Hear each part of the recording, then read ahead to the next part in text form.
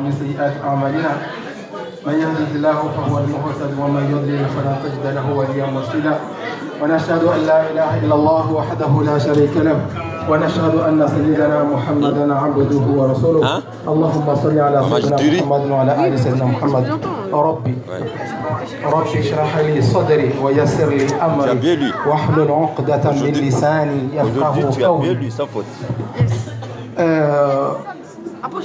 Chers frères, waj'al li wazira min ahli Harouna akhi. Chers frères, nous sommes venus ici pour la biographie de notre prophète Mohammed sallallahu alayhi wa sallam. Quand on fait la biographie du prophète Mohammed sallallahu alayhi wa sallam, les gens ils nous demandent pourquoi vous faites ça. Et nous disons pour l'amour du prophète sallallahu alayhi wa sallam. Et les gens ils nous disent si vraiment vous aimez le prophète sallallahu alayhi wa sallam, il ne s'agit pas de faire le maulid. Il fallait de suivre le prophète sallallahu alayhi wa sallam. Je ne continue pas, je m'arrête là et je me pose une autre question. Si quelqu'un me trouve en train de faire les ablutions, il me demande qu'est-ce que tu fais? Tu fais alors que je suis en train de faire les ablutions. Je lui réponds c'est pour faire la prière. Quand tu fais les ablutions, quelqu'un te demande qu'est-ce que tu fais? Tu réponds c'est pour faire la prière. Et pourquoi il ne te dit pas si vraiment tu veux faire la prière, ce n'est pas le fait de faire les ablutions. Va à la mosquée et fais la prière dans la mosquée. Non, quand on fait le maulid, les gens nous demandent, on lui répond c'est pour l'amour du prophète.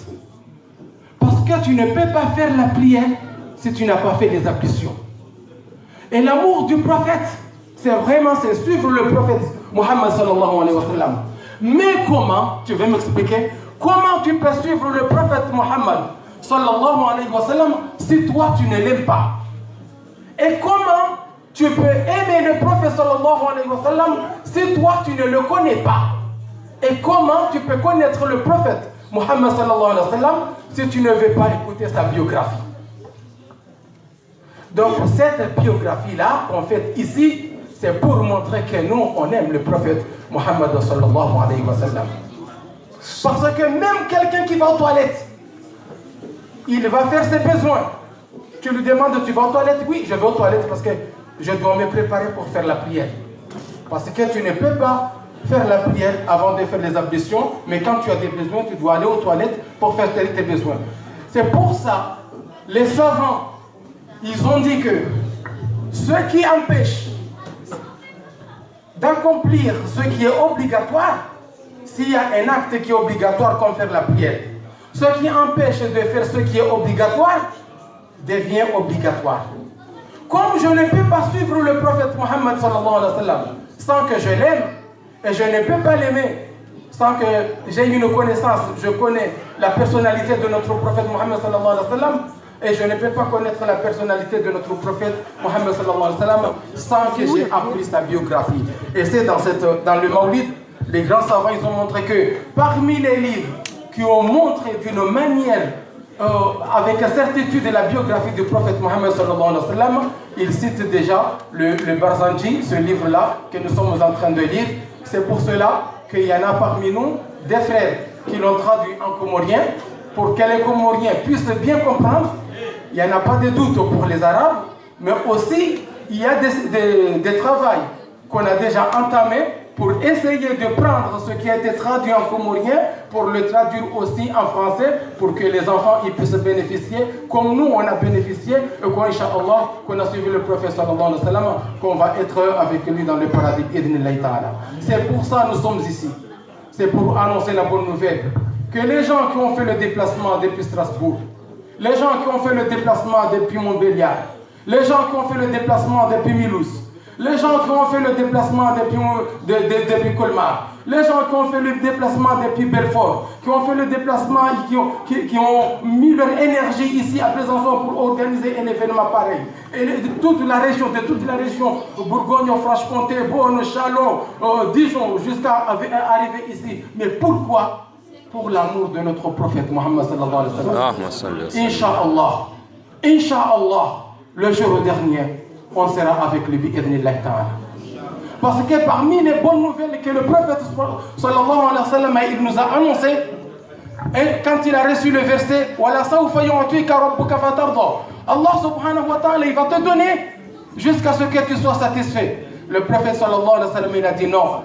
Il a dit à ses compagnons, il a confié à ses compagnons, alors que Allah il savait ce qu'il disait. Il a dit, je ne dirai jamais, je ne serai jamais satisfait, et une de ma communauté, il rentrera en enfer. Inch'Allah, on sera parmi le prophète sallallahu alayhi wa sallam, il nous tiendra la main pour nous faire rentrer dans le paradis. Le prophète sallallahu alayhi wa sallam, un jour, il a dit à ses compagnons, Mwenyezi Mungu subhanahu wa ta'ala, hanike mtume wanama dua, que Allah subhanahu wa ta'ala, il a donné à ses frères, prophètes, une invocation. Haina Mungu joiomba, Mwenyezi Mungu subhanahu wa ta'ala hujonkubalia. Et quiconque invoque Allah subhanahu wa ta'ala par cette invocation, Allah il va exaucer sa prière. Et le prophète il a dit à ses compagnons, et Yahangu, yoti hantiam hatentwa kiyama. Mais mon invocation, je l'ai laissée jusqu'au jour dernier. Et ma sahaba wamwambia ya Rasulallah, les compagnons ils ont demandé au messager d'Allah, pourquoi tu ne l'invoques pas maintenant? On a besoin que tu fasses une prière pour nous sauver des koufars. Le prophète sallallahu alayhi wa sallam a dit, Mtume sallallahu alayhi wa sallam yoti yeha hatenti wa kiyama ya ujorele harmo umma wa hangu. Le prophète il a dit, j'ai réservé cette invocation jusqu'au jour dernier. S'il y en a une de ma communauté qui a échoué et qui voudrait rentrer en enfer, pour que j'invoque Allah subhanahu wa ta'ala pour qu'il lui fasse rentrer dans le paradis. Allahu Akbar.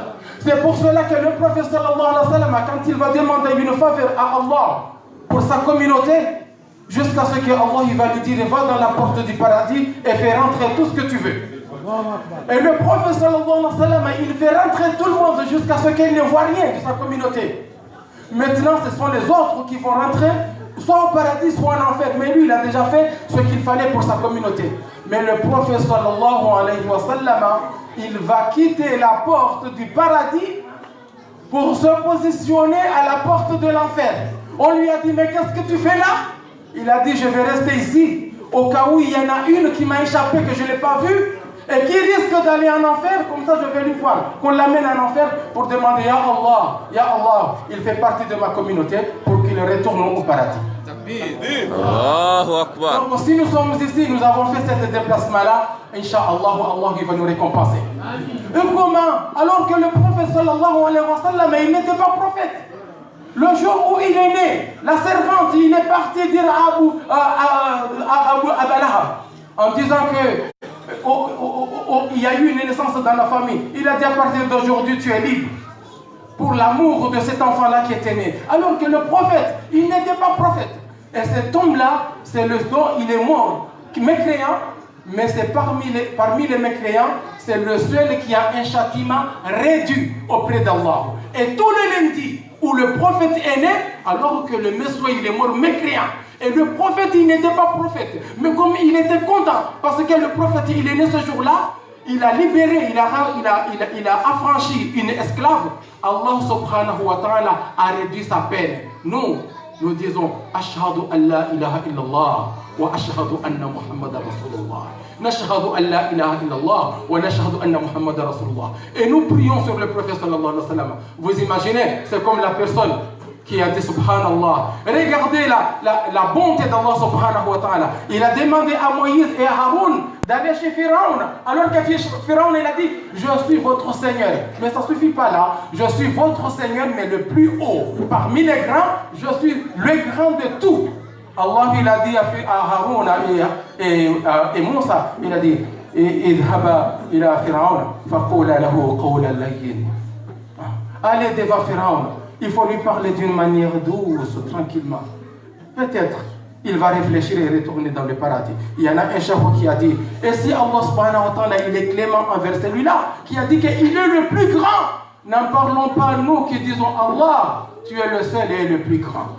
Donc Allah subhanahu wa ta'ala, il nous regarde avec bonté. Inch'Allah, on sera parmi les gens qui vont être avec le prophète Mohammed sallallahu alayhi wa sallam. Nous et vous, nous tous, on n'a pas fait le déplacement pour rien. Le jour dernier, Inch'Allah, on va être ensemble et c'est le jour où il y a des récompenses. أولا فمنكم والسلام عليكم ورحمة الله تعالى وبركاته. مرحبا. تكبير. نعم مرحبا مرحبا بارك الله فيك. نعم إما كتير نرجو دونغا يدوما ومجاني فندوات وفند إسماعيل فليتفضل مشكورا. صلى الله على محمد. صلى الله عليه وسلم. اللهم يا باسط اليدين بالعطية، يا من إذا رفعت إليه أكف العبد كفاه، يا من تنزه في ذاته وصفاته الأحدية عن أن يكون له فيها نظائر وأشباه، يا من تفرد بالبقاء والقدم والأزلية، يا من لا يرجى غيره ولا يعول على سواه، يا من استند الأنام إلى قدرته القيومية وأرشد بفضله من استرشده واستهداه.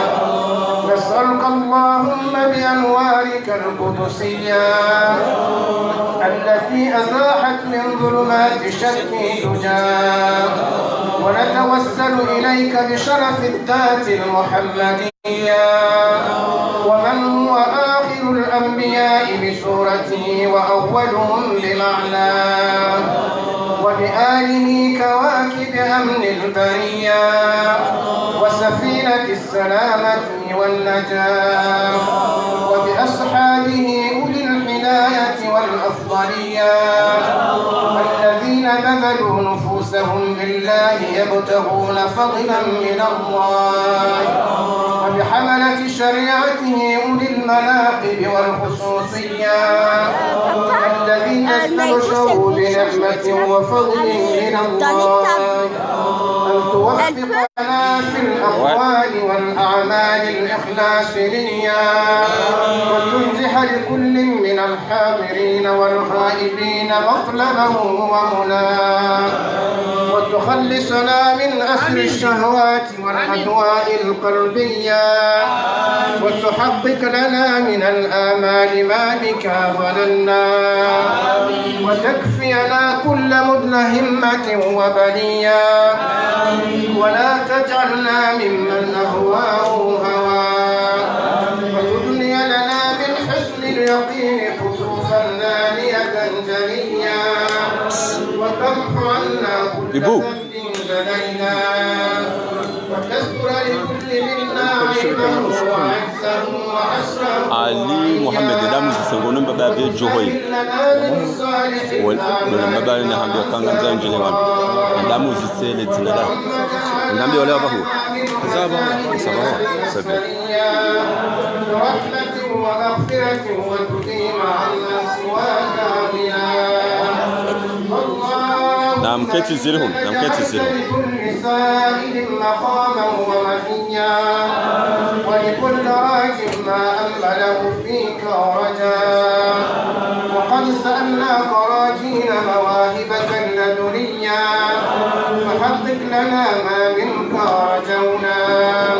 اللهم آمن الروعات وأصلح الرعاة والرعية، وأعظم الأجر لمن جال هذا الخير في هذا اليوم وأجرا. اللهم اجعل هذه البلدة وسائر بلاد الإسلام آمنة رخيا، واسقنا غيثا يعم سياه سيله السبسبا وربا، واغفر لناسج هذه البرود المحبرة المولدية سيدنا جعفر من إلى البرزنجي نسبته ومنتماه، وحقق له الفوز بقربك والرجاء والأمنية، واجعل مع المقربين مقيله وسكناه، واستر له عيبه وعجزه وحسره وعياه، ولكاتبها وقارئها ومن أصاغ إليها سمعه وأصغاه. اللهم صل وسلم على أول قابل لتجلي من الحقيقة الكلية، وعلى آله وصحبه ومن نصره ووالاه. ما شنفت الآذان من وصفه الترين بأقراف جوهرية، وتحلت صدور المحافل المنيفة بعقود حلال. وافضل الصلاة وأتم التسليم على سيدنا